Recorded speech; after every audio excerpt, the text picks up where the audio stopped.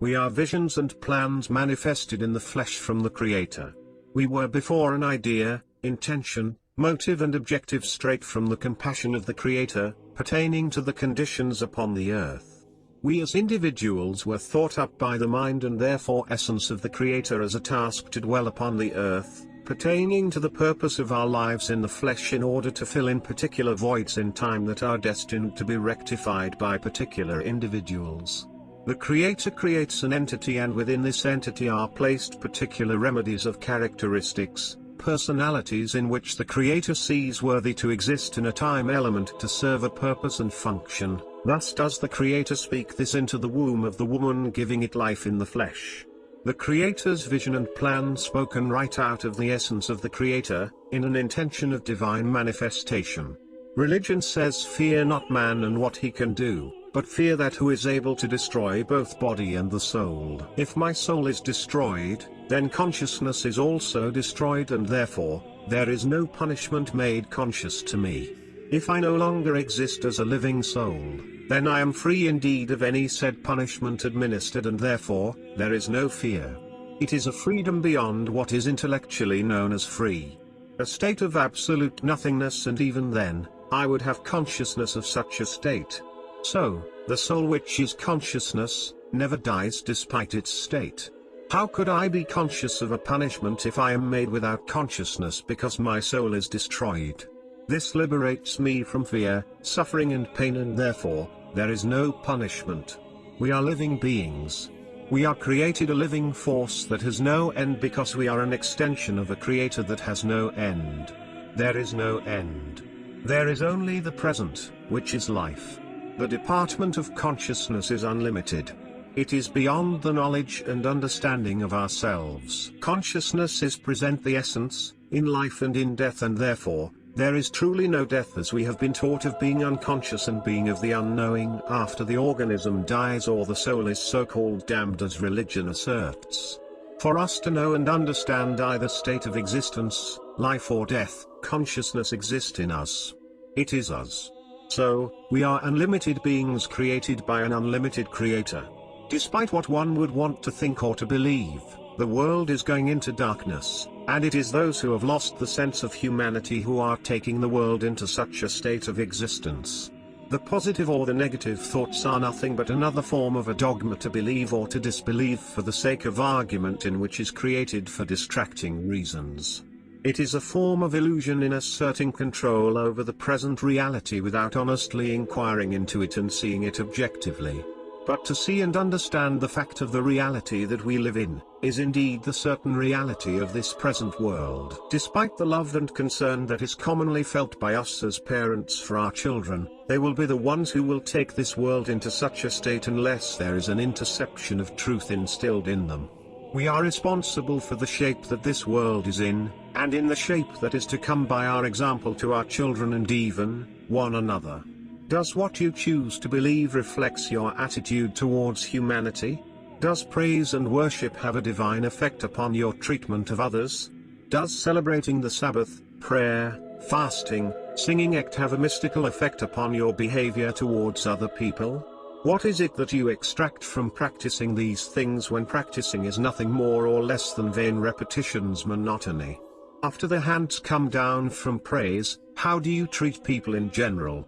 When others do not accept what you choose to believe because they are free to do so, do you shrug at them in condemnation?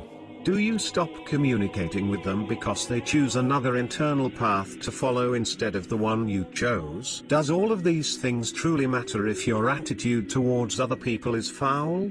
The reason for the search for truth has forever been one of an internal effort towards enlightenment, for to better the behavior of the human being towards other fellow human beings. To be enlightened reflects one's attitude, one's behavior towards the entire state of humanity, not to tear it down more than the beast inside has already done in the human family, but to cause an effect upon human beings, for to encourage divine behavior for the sake of divine counsel when one is suddenly made to look within after they have seen a wonderful example living one with you. If what you believe, if what you say you stand upon, does not imbue inside of you good or even decent behavior towards other people, then all of your belief, your praying, your fasting, Your praising and talking and quoting means nothing. Nothing. It is actions, behavior that reflect what you claim to live by, not your words. I ask of what truly has substance in your life, what you believe or how you treat others according to what you believe. Does what you believe determine how you treat other people? Does it teach you behavior in accord to what it tells you to believe? Or is what you know to be right in the presence of the Creator inside you? What we know to be true reflects your treatment to humanity people. What people choose to believe is another matter. To execute what one believes to be right takes a forethought and then into an action based upon a doctrine, and therefore, your actions are truly an action that is conditioned, not real.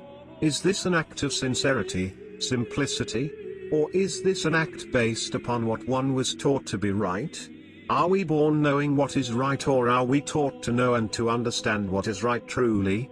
Considering of how separated we have become in the religious realm, the political realm in affecting the social reality, it has for centuries revealed a people who have been educated to be uneducated of morality, and in this effect, we have been made enemies of one another in regards to humanity as a whole. We have become a people misguided in the manner that we treat one another because of belief systems, nationalism, paganism and other poisons, when before, we were much kinder, patient and loving to one another.